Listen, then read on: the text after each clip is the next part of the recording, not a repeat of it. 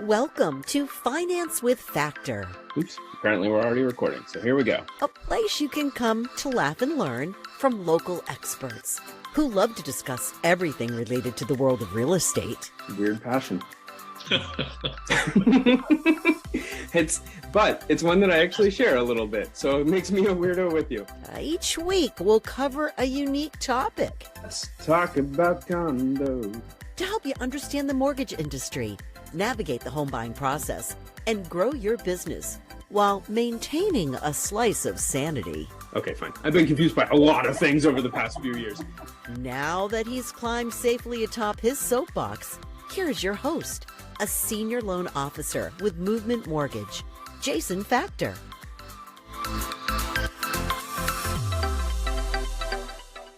I've done over 200 episodes of Finance with Factor. If you've listened to even a handful of those, thank you so much. Today's episode is a little bit different than pretty much anything I've done before. And that's because I'm going to give you a chance to eavesdrop on one of my favorite conversations I've ever had with a client. This was a conversation that a client and I were having with the head of our reverse mortgage division. And he just happened to record the call. I got permission from everyone to use it as this week's episode. I'm telling you, if you don't learn something during this call as a financial advisor, a realtor, or a homeowner, then you should re-listen to it because there's so much good content. I promise I didn't script any of this. This is a real phone call that you will get to eavesdrop in on. This is a real financial planning meeting that we had with this client.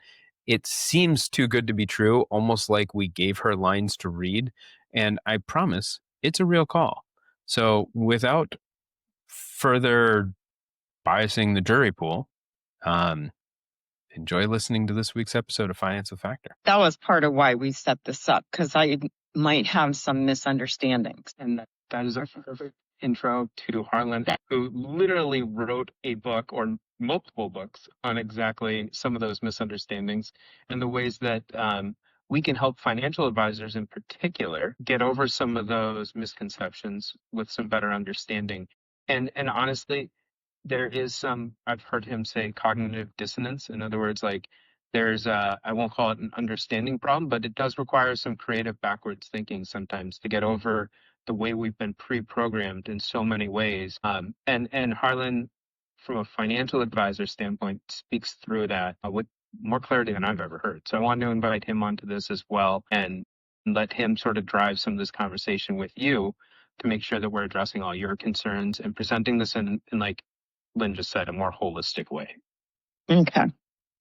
Sounds perfect. Other than I'm a retired individual, divorced almost 3 years ago, need to get out of here. Want to go to Florida, be warm, trying to keep my finances so that I can be comfortable. I would like to stop working. I've been working since my divorce because I got divorced. And yeah, you know how divorces go. So I opted to work for a while, but I'm finding I'm not enjoying the climate. I'm not enjoying working. So I'm making this move so that I can truly be retired again. As I was fully retired at 63, and at 65 or so, I was back at the grind. So, yeah. That is important context for me because that was something I didn't know when we started the original. Oh, So sorry. let me set everything up with where Marianne and I are. She sold her house. I ran some numbers using what we had as estimated proceeds. And basically we qualify for a forward is the term that we'll use on this call, but a traditional mortgage. Lynn and Harlan will call them forward mortgages. Okay. She wants to keep her payment under $900 a month. Technically, she qualifies for about $1,050 a month. But here's the part that gave me pause and why I wanted to loop in Lynn and Harlan into a larger conversation. That is 50% of your grossed up Social Security and pension. It is something you can do, But just because you can do something doesn't mean you should do something. And it feels almost financially irresponsible for me to recommend that you spend over 50% of your net take home money in retirement on your house when there are other options, especially hearing that you've already done this once where you tried to retire and had to go back to work. I don't want to have to put you in that position again. So we've gone through, Marianne and I have gone through the traditional mortgage. We've gone through what that means.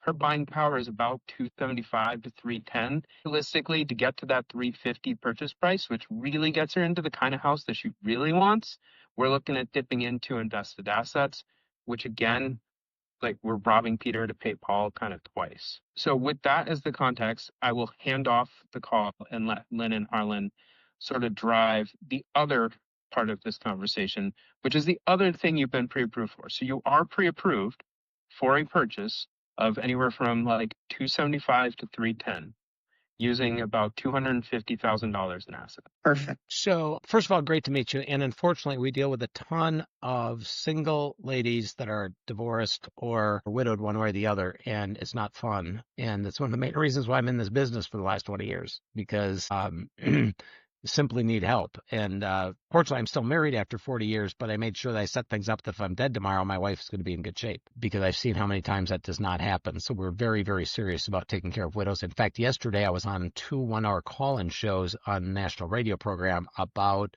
making sure that widows make it to the end without running out of money. And so whether you're widowed or divorced, it's the same thing. Well, I'm both. My ex died a year after we got divorced.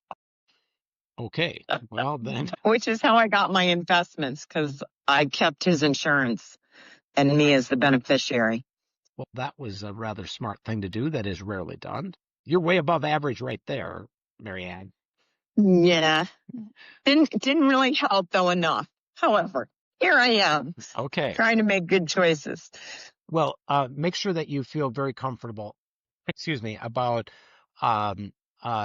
just making sure all of your concerns are taken care of, because this is the biggest decision that you will make financially for the rest of your life. And it's got to be right. Literally. Yeah. Because it affects everything. Okay, I'm not going to go through a PowerPoint presentation or anything, but I need to show you this picture because I'll refer to it all the time. Everybody has 3 buckets of wealth who owns a home. So bucket 1 is your bucket. Pension, Social Security, your ability to make money. Obviously, you're working as well, that you're not enjoying, but that your ability to make money in that scenario. Bucket 2, is the investment money that you have. Bucket 3 is the money that you have in your house, which is about $250,000, because when you sell your house, you're going to end up somewhere between $230,000 and $250,000. I understand is the case, right? Yes. So what typically people do is take all of the money from bucket 3 and put it back into bucket 3.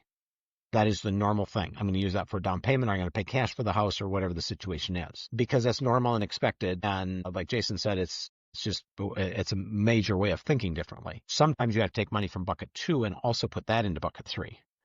And then on top of it, you get a payment in your case because you don't have the money to pay cash. So now you have a payment that you're going to have to take more money out of bucket 2 to put into bucket 3. Does that make sense on the normal situation of thinking? Completely. Yep. So what we say is, don't put as much money into bucket 3. I'm 65. I already have a reverse mortgage, and I'm putting 0 into bucket 3, so I have more money in bucket 2, even though I'm still working and I can afford to make the payment. So and the reason I did that is because I've seen so many times, and I've looked at it in many situations of how that works. When my sister bought her house in Michigan, I made sure that she did not take the cash from her previous house and put it all into the next house. She did a reverse for purchase, exactly what we're talking about, so that she had more money in bucket 2. A few years later, she ended up getting colon cancer, and she had to pay a whole bunch for alternative treatments. And thankfully, thank God, she is now in remission. But she had that money available because she never put it into her house in the first place. And remind me again, bucket 2 was... Bucket 2 is your investment bucket. Okay. The cash that you have available, checking account, savings account, investments, gold, silver, whatever. Money that is liquid that you can get at in a few days. Perfect. Okay. The money in bucket 3 is still wealth, still equity, but it's money But you it's cannot in-house. use. Called blood-sucking banker like myself and borrow it. And then they make you go through all sorts of hoops, ask for Yeah. information, and you don't get it in a day. It usually takes you 4 weeks. So it's not your money. It's you got to ask somebody else for the money. If you want to sell it, as you're going through right now, you know you have to sell, and somebody else has to agree to give you that money. So it's not liquid. Yeah. Money in bucket 2 is liquid. Money in bucket That's 3. my investments. I call them tomorrow, and within 3 or 4 days, it's in my checking account. Exactly correct. So tell And me we're talking about putting more money in there versus more money in 3. exactly correct. So, how much money do you have now, rough numbers, in bucket 2?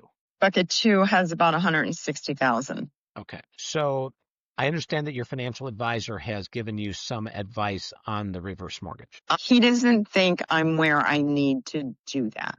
Mm-hmm. Okay. So that basically is what he said.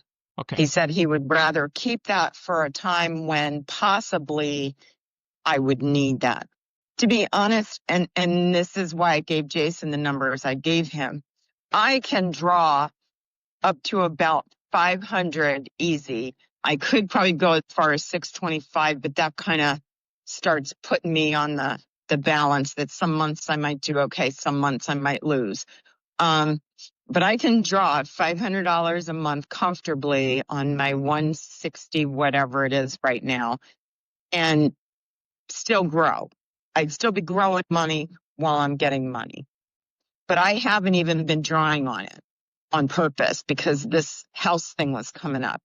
And I wanted to kind of have a little cushion where I could look at them and go, you know what, I'm dropping this by about, however, maybe $20,000, $30,000, but I'm still not going to draw on it so it can regrow. That's where I'm at right now. And that's where my advisor is kind of wanting me to stay. Sure. Go ahead. Go from there. He's right and he's wrong. And here's why. And I'd be happy to visit with him because so far I've talked to 5 financial advisors today because I spend more time talking to financial advisors than I do talking to loan officers because in case studies exactly like this. And he thinks the way 95% of financial advisors think, and that's why he's not wrong. You're not broke. Mm-hmm. Yesterday, Lynn started working with a lady who is broke. And she did have a mortgage, and she did listen to her advisor, and she did not need a reverse mortgage, and she took out a regular loan. Lynn, could you kind of finish that story because that repeats hundreds of times over? Absolutely. So Marianne, she ended up taking out a 15-year loan because she said, I'm fine right now. I'm gathering my Social Security and I intend to work. All right. Just as you're working right now. But what happened is she had an illness back in February. And all of a sudden she was unable to keep that job. And so that 15-year term payment, that $1,800 a month, without that second job, all of a sudden things started to unravel. And so she's behind on her mortgage payments and behind on some other things.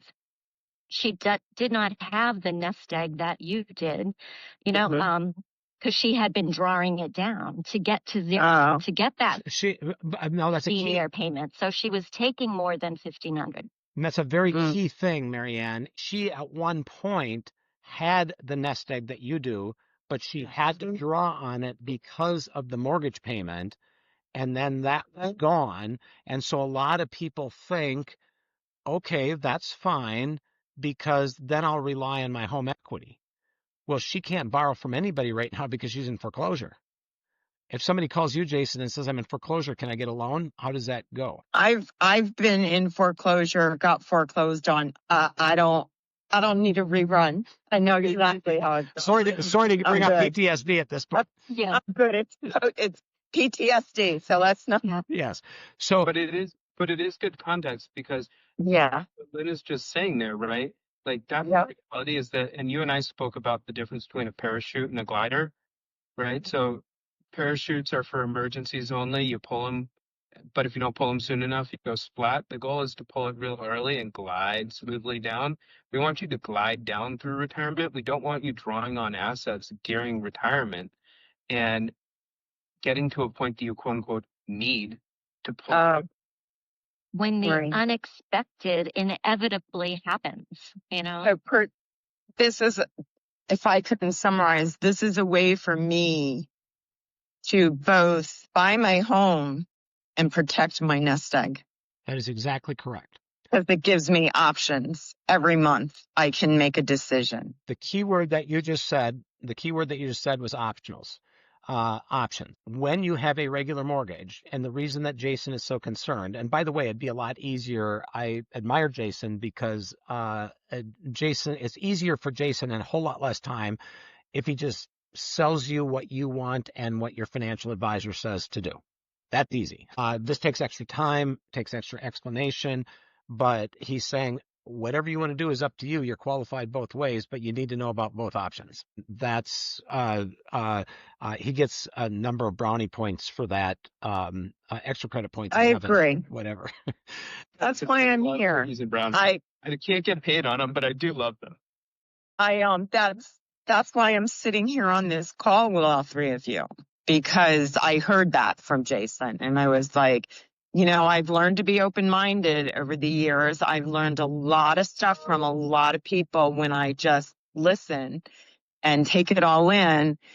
And I appreciate that Jason was willing to make sure I got all the information I needed with clear answers, because there were spots he and I kind of got stuck on. And one of them just got cleared up. You saw a different picture than when Jason and I were talking. So yeah, kudos to Jason. Yes, definitely. It's important, because if the lady that Lynn talked about would never had this problems if she would have had a Jason 10 years ago. So that's what frustrates me, is that some wow, and he only had 5 years left. Yeah, it's and we're hoping to be able to save the deal, but it's touch and go at this point. So anyway, here's the options, two options. You pay $230,000 down, $250, whatever, and Jason gives you a required payment of $900 for the next 30 years until you're 100. And that's fine as long as you can pull that money out, obviously, of the other investment, and that continues to go. Now, option two is you give us the same amount of money. If you go up to a $350,000 house, our number is that Lynn figured was $236,000. Am I correct on that, Lynn? 236 on the 350 house.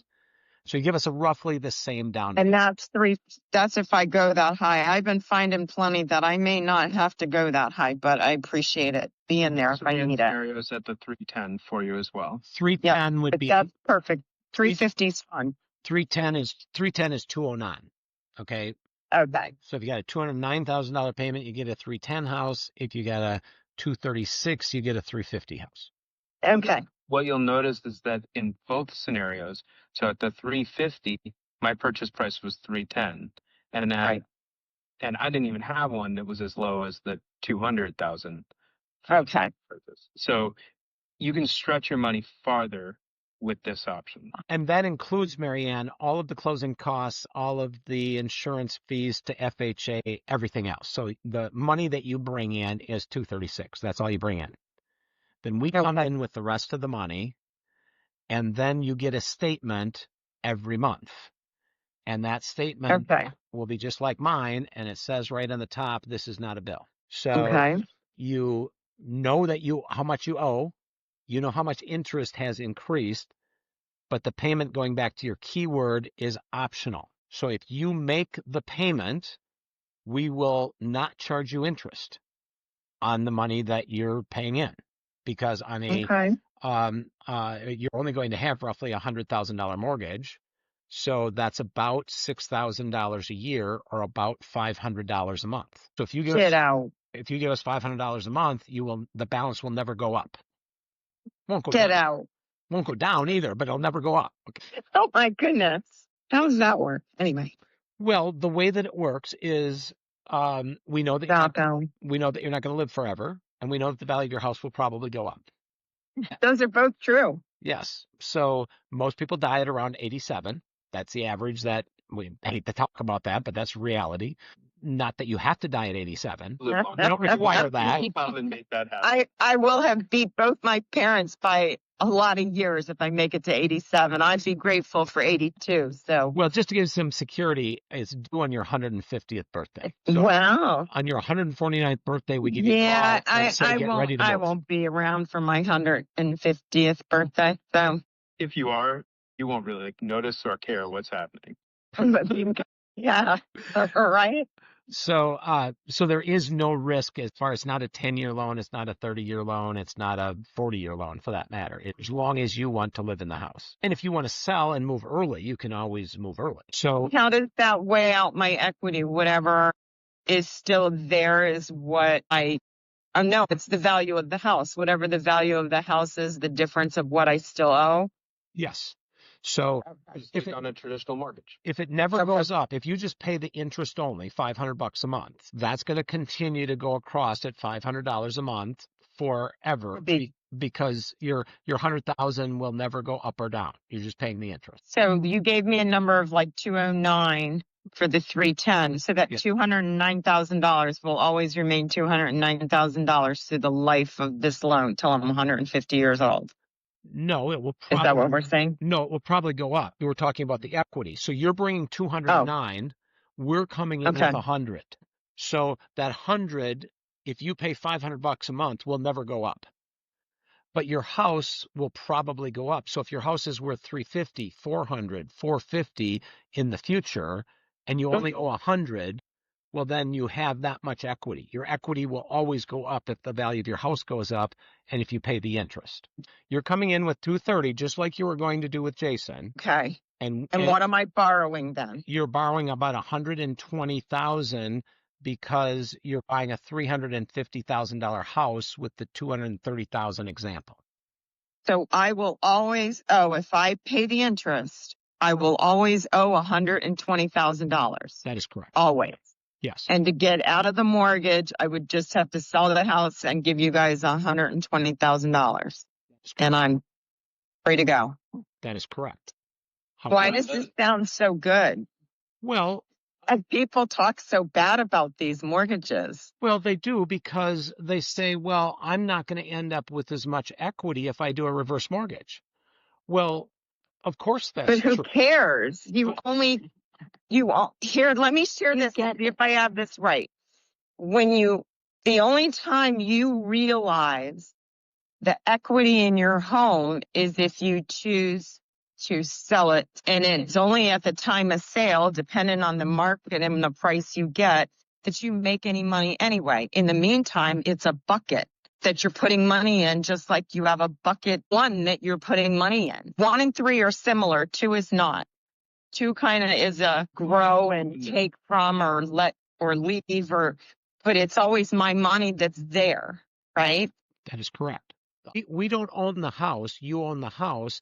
And so whatever the house goes up in value to is your money. The only thing you owe us is interest and the original amount that we gave you. But I'm paying you my interest every month. If it's $500 a month, that's better than a mortgage Jason can give me. I'd be more than willing. And if I skip a few, oh, well. That's correct. $500 a month.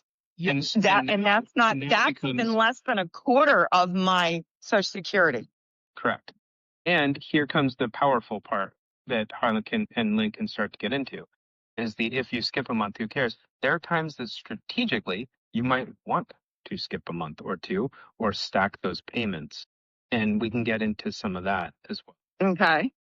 So which would be fun. Yes. So the issue is every month you decide a very important thing. Should I send money to bucket 2 or bucket 3? Should I take money out of bucket 2 to make a payment to bucket 3? Or do I want to go on vacation? Every month you make that decision. Oh, well, I have to tell you, my main purpose for bucket 2 is not for income. It's so that every year I can drop anywhere from $10,000 to $20,000 and travel and not go, oh God, how am I going to ever pay for this? If I don't take a draw, I don't have to pay for it. My money is paying for my trip, my nest egg. Bucket 2. I will use this as the invitation for Harlan to talk about his reverse mortgage vacations that he takes his entire family on. As soon as I did my reverse mortgage and my payment went to 0, I told all the kids, hey, we're going on vacation. Whenever you want to go on vacation, I'll pay for it. And you just got to take take as long, the rule, and you got a plan. Needless to say, I went on more vacations in the last 3 years than I normally would. Whatever your Sounds good to goal is me. in retirement is they are going to get a smaller inheritance. And at this point, do you have kids? I do. I have 2 kids and 6 grandkids. I don't worry so much about my kids other than I did tell Jason I really would like my daughter to be able to take over this house. And if all she has to come up with is around $120,000 to $200,000, should I miss some payments? I think she and I would be fine. Because even in a conventional house, if I took out a conventional mortgage with Jason, I probably would owe that much when she went to take over the house anyway. So she would still have to spend that money because she's not going to sell the house. She's got to pay off my mortgage or assume it. One of the two. By the way, can my kids assume the reverse mortgage or no? They would have to mortgage to pay off my reverse Well, it depends on how old they are. or my forward. If they're 60, if they're 62, we're going to talk to them when you pass away. They'll probably be that age because my kids and I are only like 20 years apart. So I'm already almost 70. That works. Exactly, the scenario from there of where that would be. So, Okay. you decide what kind of inheritance you leave behind. Now realize if you have a reverse mortgage and you take less money out of your investments, they will inherit more out of bucket 2. Less out of bucket 3, but more out of bucket 2. Exactly. And they split that. But I do want to leave some, so I would like bucket 2 to stay decent, if not grow. You make that decision. And the only way that you can be guaranteed how much money you're going to leave behind is to know when you're going to die. Otherwise, we don't know. Right, exactly. Because we don't know the value of your house next year. That. We don't know how many vacations you're going to take. There's a whole bunch of stuff we don't know. But every month you make the decision, should I pay money into the house or should I go on a trip with my daughter? Or should I go on a trip by myself? Or whatever the situation is. But you don't have that choice. You must deposit the money into bucket 3 if you do a regular mortgage. You have no choice. There's no option. That's why we are such an advocate and why Jason wanted you to come to this call, because you decide instead of the bank forcing you to make the decision like the earlier client that Lynn was talking about is. Or get foreclosed on and then I lose all that too. Exactly. She's losing everything. She's lost her next stage. She loses her house. She's got. Now she has nothing unless we can save it at this point. And I have to tell you, I've been there when I was younger with 2 kids and a single mom. I don't want to ever go there again. Ever. I do not want to be living hand to mouth. I told somebody once, this kind of thing builds character. And he said, I've got as much character as I can stand. I don't want to do the same. Ding, ding, ding. Well, I have to ask you. One of the benefits of this particular loan is it is insured so that it cannot go underwater. I remember you saying that. So I have a question. Go ahead. If you speak, because I don't want to just tell my financial advisor, listen, and I'm not listening to your advice because they've really helped me so far to make some really good choices. Do I need to be a part of the call to my financial advisor, or can I call him and say, listen, I want you to talk to this guy because I've made my decision. I think I know what I want to do with my purchase. And I just want you to not feel like I've kind of ignored your advice. 95% of the time we want to talk to the advisor. But we don't, it's not required. But we would like to, because it's a lot better if we work together and are on the same page. I believe that once he sees everything, the vast majority of financial advisors, like the ones that I talked to this morning in Southern California, started out the call and said, we can probably make this a pretty short call because most of our clients have plenty of money and they will not need a reverse mortgage.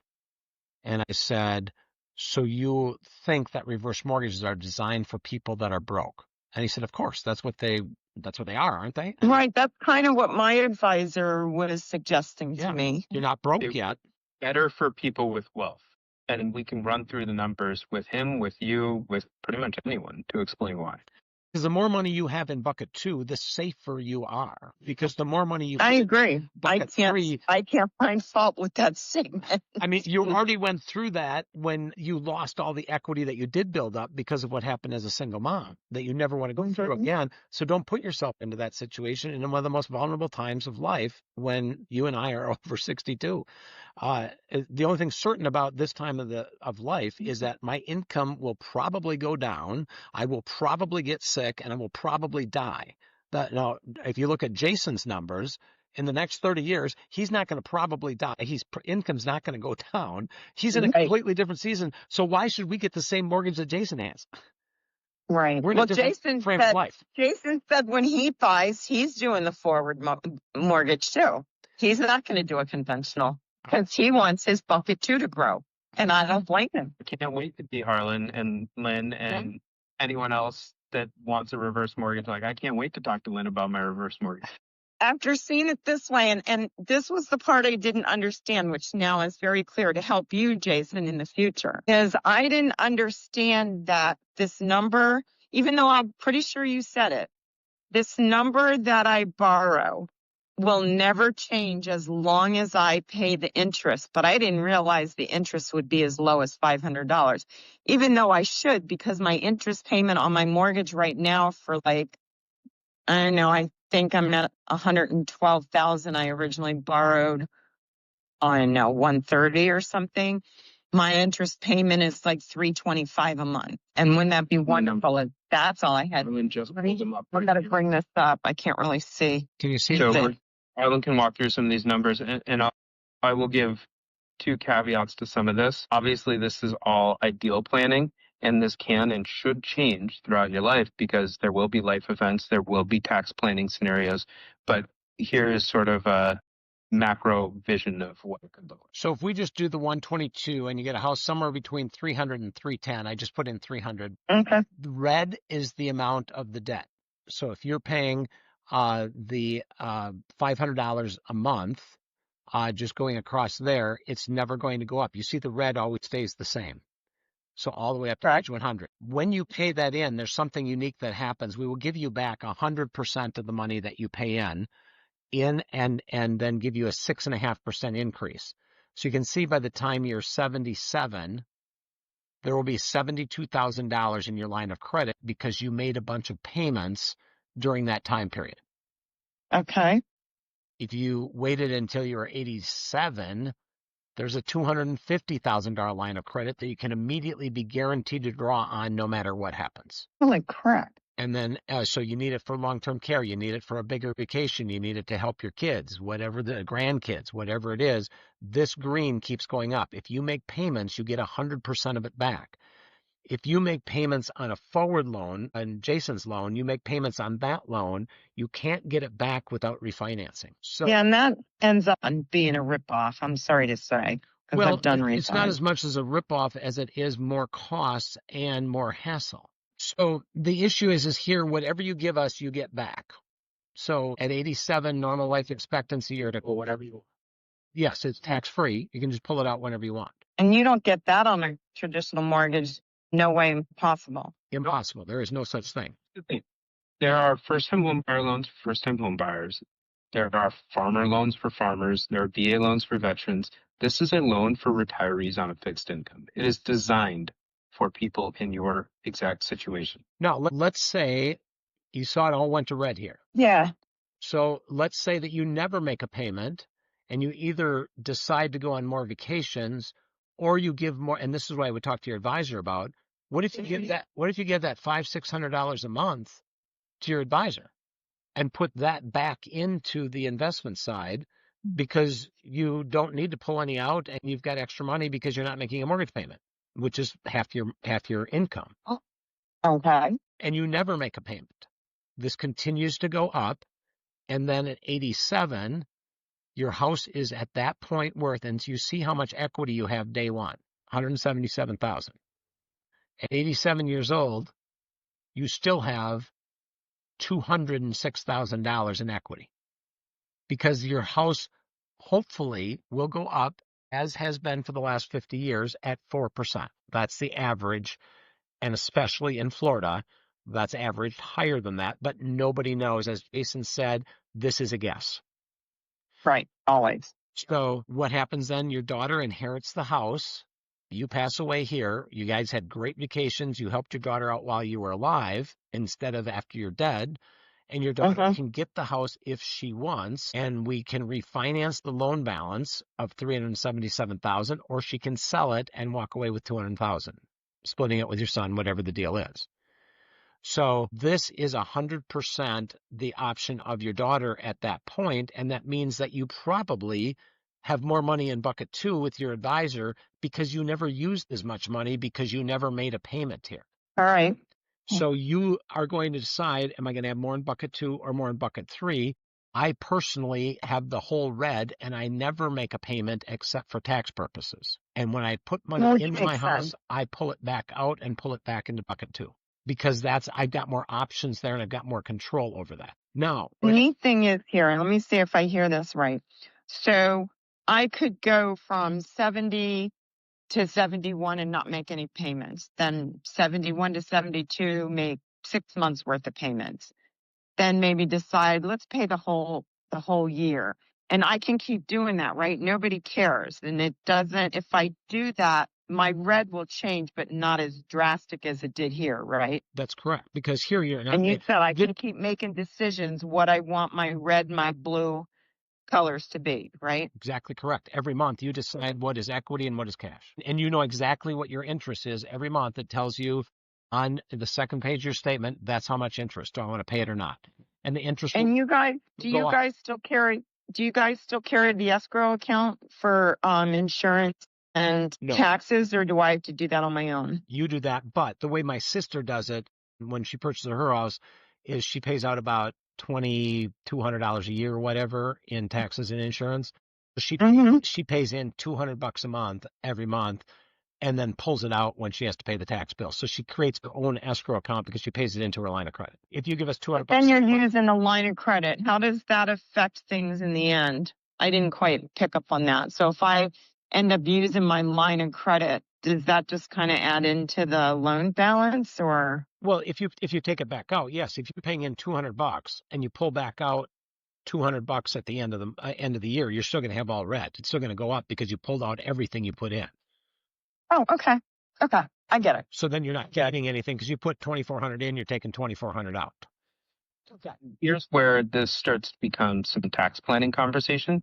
And this is much a tax planning tool as it is a mortgage tool for a variety of reasons. But some of your pension, my guess, some of those investments in bucket 2 are taxable events that are going to. None of them are at this point. That may change. Right now, they're 100% death benefit.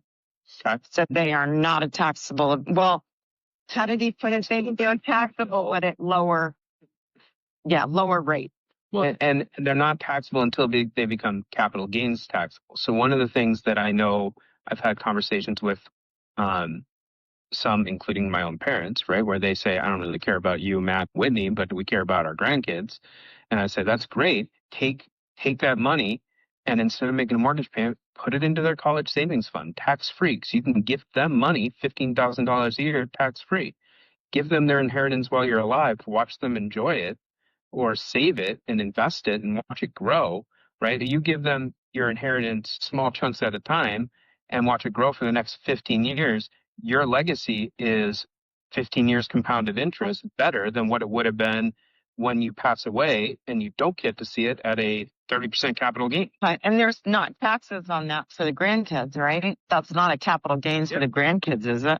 No, and when they inherit your house, there's no taxes on that either because there's a step-up in basis. They'll never pay taxes on the gift of whatever equity is left in the house. Will they pay on bucket 2? Probably. Depends on how much it goes up. That's where capital gains come in. There's no step-up in basis on bucket 2. However, this is very important. You pass away at 87 and you've decided to put more money in bucket 2 and you've made a lot more money in bucket 2 because you just haven't taken that much money out and you didn't make any payments into the house. Well, your loan balance went from 120 and now at 87, it's 377. That's $200,000 worth of interest that you never paid. All of that is deductible interest. And that would go against any gains and completely wipe out the tax obligation for your kids. Well, does it wipe out mine every year? It could. It depends on what you pay in, because you can pay it in and pull it back out. That's what I did last year. I let interest build up for 3 years. I paid it in, and then I pulled it back out and put it back to work in bucket 2. And we will help you with Wow. this. I threw more things at you in the first conversation than I usually do, because I know that you're better with math and you've already went through some of this thought process. But the bottom line is you want this flexibility. People say, this is just complicated. I think I just want a regular mortgage because I know that I just got to pay $900 a month. This is a lottery I can't lose. You know, that's interesting that you say that, Marianne, because I was just in Las Vegas doing a presentation. And I said, I've been walking around your city and I have not found a casino anywhere that says you are guaranteed not to lose. It's just the opposite. You're guaranteed to lose. Here, Built on the kindness of others, Las Vegas. so the bottom line is that you are right. You are guaranteed not to lose. You're not guaranteed to win. We don't know the value of this house the next year. Say nothing Right. about 20 years from now.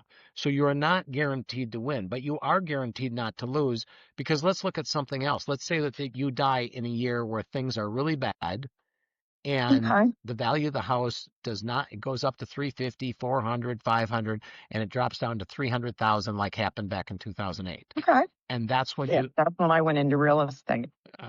yeah, so you know all about that. So at that point, you can never owe more than the house is worth. In fact, the kids only have to pay 95% or 285,000, and they get your house. You may owe, as you can see here, you actually owe at that point at 87, you would owe, 87 right here, you would owe 377,000. That's forgiven, and you don't have to pay that, and the kids don't have to pay it if the value of the house is not there. And that's the insurance that I was talking about. Now in Florida, you can literally go underwater, but figuratively, from a financial standpoint, you can. Funny, baby. I'm not going underwater and not in a flood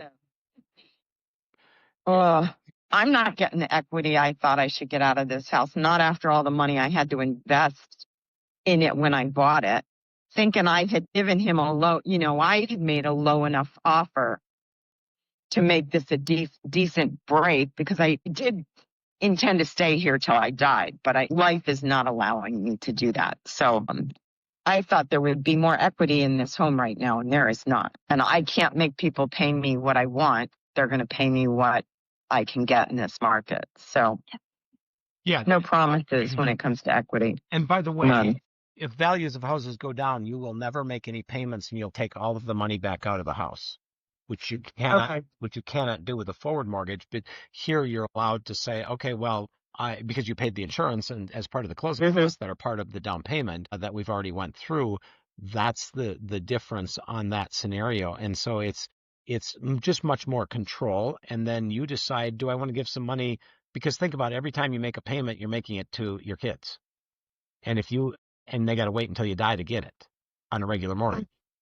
On a reverse mortgage, if you say, I don't want to send this to the mortgage company this month, I want to do something with my kids or my grandkids, then you can do that. Instead, you can pay for their airfare to come down to Florida or whatever.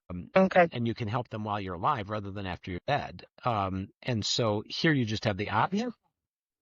Quite a bit more fun. So I need to be aware of what I'm going to be paying in taxes and insurance. Yes. And I'm trying to think out loud here, because there'll be my interest payment, but at the same time, that won't be the only monthly thing. And not that I couldn't wait to the end of the year and just take it out of bucket 2 to pay the taxes. Or like you said, because I'm paying my interest, I could take the equity loan to pay my taxes like you've done, and then pay it back and keep doing that game. Yes. All right. And remember, we just want you to know that you have the option. I can tell you that after the advisor understands this, you're going to send more money to bucket 2, and you're going to send a whole lot less to that payment. Mentally and emotionally, right now, you want to make the interest payment, and that's fine. But your daughter may be better off inheriting money in your investment bucket instead of the house. You inherited money in bucket 2 from your ex, right? You lived with them. Yeah, I got his death benefit. I spent some of it to improve this house, and I bought a car, and I put the rest in bucket 2. I wanted to put it all in bucket 2, but I had this issue of I had a mortgage I needed to pay. So I couldn't put that money towards putting windows in the house. It had to go to the mortgage. Isn't that kind of interesting? And I was already 62. So when can we kind of schedule this thing? How do you usually schedule talking to the advisor? Lynn just works it out with my schedule, and she's got access to my schedule, and you say, hey, he's available at, whatever time, and Lynn goes into my schedule and pulls it out for you. Okay. I'm not disagreeing with the fact that you don't need a reverse mortgage, but between Jason and I, we're looking at the facts that you may want a reverse mortgage. So it's not a question of need. It's a question of, well, I guess this makes more financial sense overall. And that's why he's right and he's wrong. When I said that before, he's right that you don't need it, but it makes more sense to want it because it takes all of the responsibility of a payment off from your shoulders. Well, and the other part is, I think, knowing my advisor, he doesn't have this information. And like you said, they all think it's because you need it. And I think it's great that you're going to be able to tell him, no, this is what makes financial sense for Marianne right now, and we think you'll agree. And that's exactly how I'm going to present it. Is Greg, I think this makes more financial sense for me at this point. And I think once you talk to them, you will agree. And you couldn't have presented it approach better. it that way. That's exactly correct. Because really, we don't. We appreciate you doing business with Movement one way or another. We don't care if you do a forward or a reverse as far as we're concerned. But as far as you're concerned, we care a lot about which one you do. Technically, I make more on the forward mortgage. I mean, that's how I get paid, right? Right. So technically, I would be incentivized to sit here and encourage you to spend 50% of your gross income every month and hand it to me, right? Yes. Well, All right. thanks for being open-minded, Marianne. A lot of people aren't, and the questions that you ask are very intuitive. Like I said, we covered a lot more things because you simply understand more the first time, and then we can just cover the high points with your advisor as to how that works together between bucket 1, 2, and 3.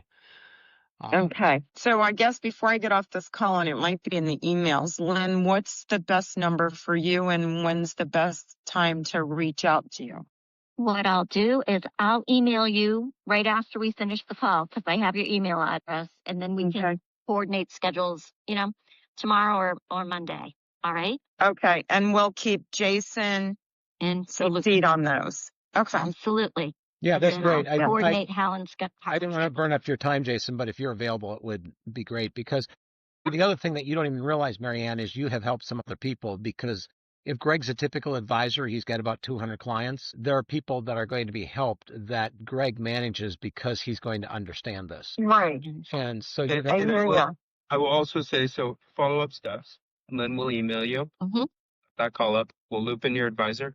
Honestly, you're welcome to invite. If there are any people involved in your estate that you want to invite, more than welcome to invite them. The more people that understand what you are doing financially and why, the easier this goes. And that is why these things get a bad reputation, is because they go to settle on estate and they didn't get what they thought.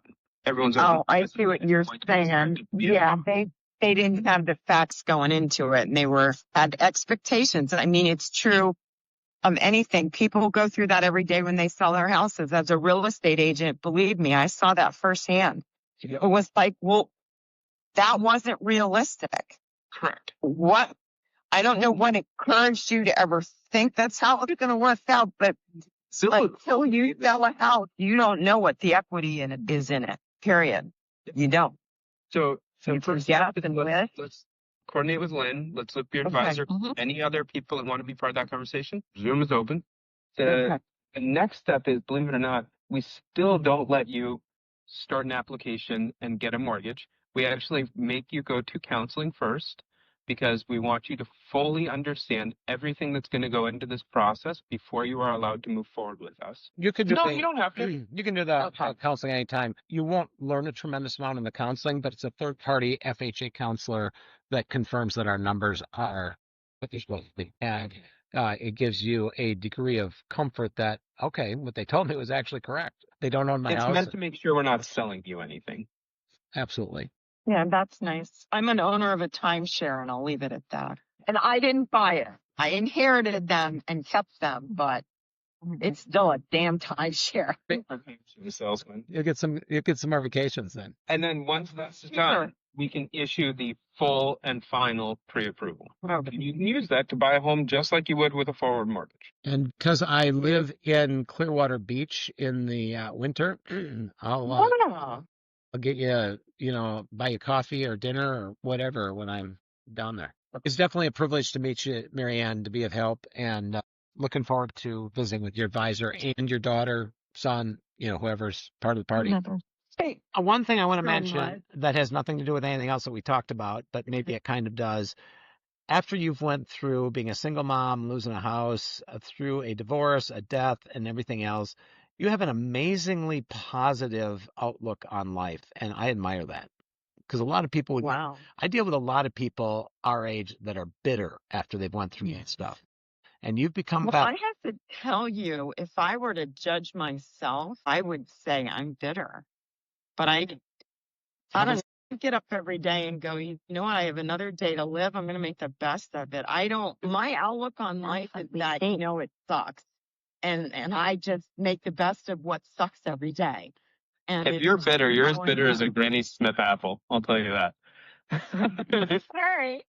I'm just saying it's nice to have that mirrored back to me because I wouldn't say that about myself. Well, I will tell you that I've talked to thousands of people over the age of 62 in the last 20 years, and I'm an authority on it. So you're going to have to go with it because I believe I'm correct. Right. I will buy that. Thank you. I Great. appreciate that. It's better than all the rest of this conversation. Well, that's good to hear, Marianne, because it's the truth. Thank you. Privileged to meet you. Thanks a lot. Thank you. Thank you for listening to this episode of Finance with Factor. Please remember to like, share, and subscribe. Then if you really like us, open another podcast app. Apple Podcasts, Google Podcasts, Spotify, or really wherever else you enjoy podcasts. Search Finance with Factor and do it again. The more places you like, share, and follow helps our ratings. But that can be our little secret. Have a question about today's episode or an idea for an upcoming episode? Post a comment. For more content, follow Jason Factor on YouTube, Facebook, and Instagram at Finance with Factor. All content discussed on Finance with Factor is self-published by Jason Factor, Senior Loan Officer, NMLS number 1401985. All rates, guidelines, and advice shared on this episode is subject to change. To contact Jason directly or for a full set of disclosures, visit his website at jasonfactor.com.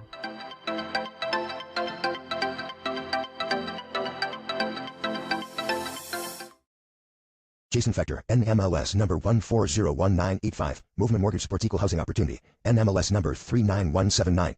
NMLS, consumeraccess.org.